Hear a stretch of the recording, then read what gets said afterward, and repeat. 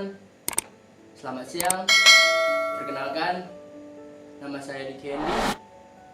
Dalam kesempatan kali ini, saya akan mencoba menjelaskan materi mengenai financial performance dan materi mengenai financial distress.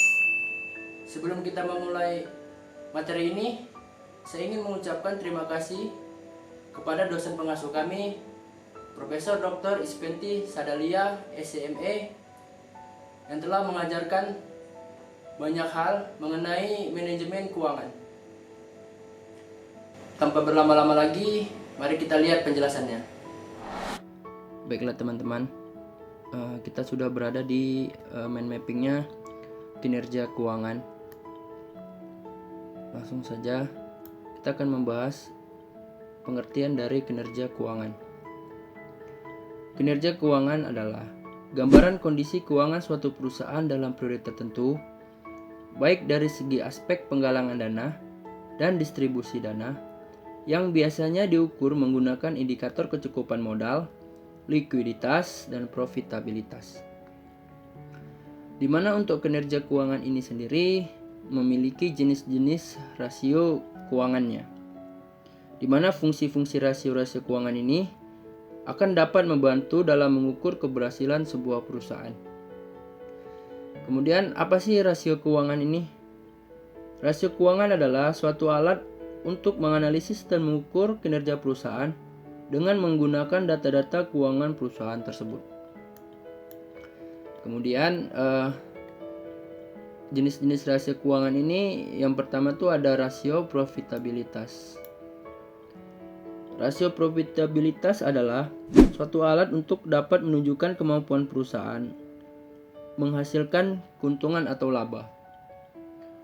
Kemudian rasio profitabilitas ini dibagi menjadi 5. Yang pertama ada gross profit margin.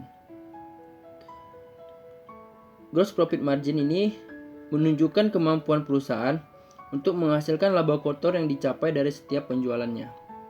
Kemudian ada operating profit margin, menggambarkan laba bersih sebelum bunga dan pajak yang didapat dari penjualan perusahaannya. Kemudian ada net profit margin.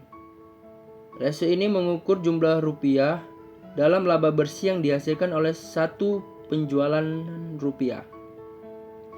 Kemudian ada return on asset, menunjukkan kemampuan perusahaan menghasilkan after tax operating profit dari total aset yang dimiliki. Kemudian ada return on investment, menunjukkan kemampuan perusahaan untuk menghasilkan keuntungan yang akan digunakan untuk menutupi investasi yang telah dikeluarkan. Kemudian rasio berikutnya yaitu rasio likuiditas. Rasio likuiditas ini menunjukkan kemampuan perusahaan dalam memenuhi kewajiban finansial jangka pendeknya. Rasio ini terbagi 2. Yang pertama ada current ratio. Rasio ini menunjukkan perbandingan aset lancar dengan kewajiban lancarnya. Kemudian ada quick ratio.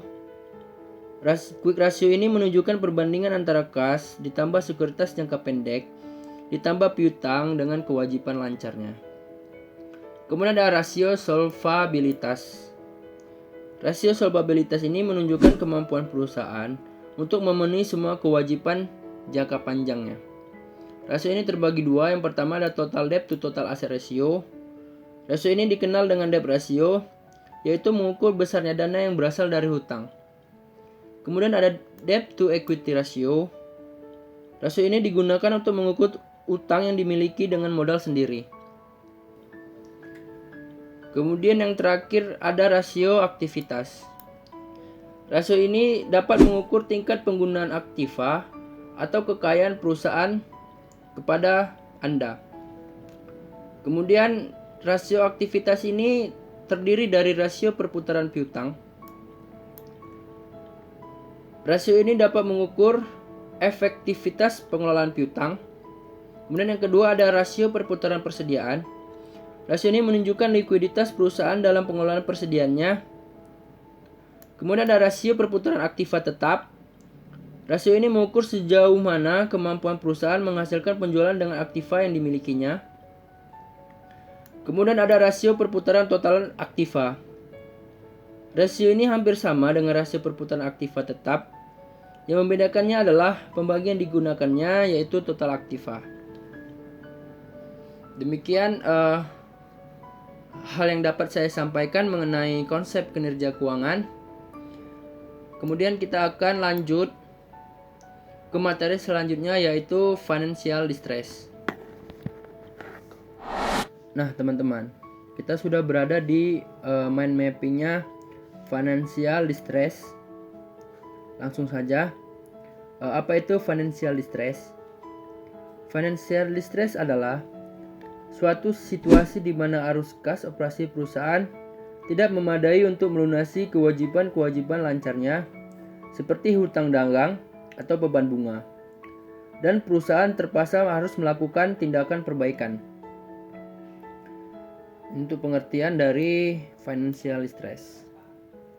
Kemudian kita akan membahas apa-apa saja jenis atau kategori financial distress. Yang pertama ada economic failure, yaitu suatu keadaan pendapatan perusahaan tidak dapat menutup total biaya perusahaan termasuk biaya modal. Kemudian ada business failure, yaitu suatu keadaan perusahaan menghentikan kegiatan operasionalnya dengan tujuan mengurangi kerugian bagi kreditor. Kemudian ada technical insolvency, yaitu suatu keadaan perusahaan tidak mampu memenuhi kewajiban yang jatuh tempo. Kemudian ada insolvency in bankruptcy, yaitu suatu keadaan nilai buku dari total kewajiban melebihi nilai pasar aset perusahaan. Kemudian ada legal bankruptcy, yaitu suatu keadaan perusahaan dikatakan bangkrut secara hukum. Kemudian kita akan membahas faktor-faktor penyebab terjadinya financial distress pada perusahaan. Yang pertama yaitu kesulitan arus kas. Ini terjadi ketika penerimaan pendapatan perusahaan dari hasil kegiatan operasionalnya tidak cukup untuk menutupi beban-beban usaha yang timbul atas aktivitas operasi perusahaan. Kemudian yang kedua ada besarnya jumlah hutang. Ini kebijakan pengambilan hutang perusahaan untuk menutupi biaya yang timbul akibat operasi perusahaan akan menimbulkan kewajiban bagi perusahaan untuk mengembalikan hutangnya di masa depan. Kemudian yang ketiga ada kerugian kegiatan operasional. Aktivitas ini dapat menimbulkan arus kas negatif. Hal ini dapat terjadi karena beban operasional lebih besar dari pendapatan yang diterima oleh perusahaan. Selanjutnya, kita akan membahas indikator financial distress yang diamati pihak eksternal. Indikator yang pertama itu adalah penurunan jumlah dividen, penurunan laba, ditutup atau dijualnya suatu unit usaha, pemberhentian pekerjaan secara besar-besaran, kemudian harga saham yang turun di pasar modal. Kemudian financial distress ini memiliki alat atau metode untuk dapat mendeteksi akan terjadinya financial distress pada sebuah perusahaan, yaitu menggunakan metode ALMA Z-score.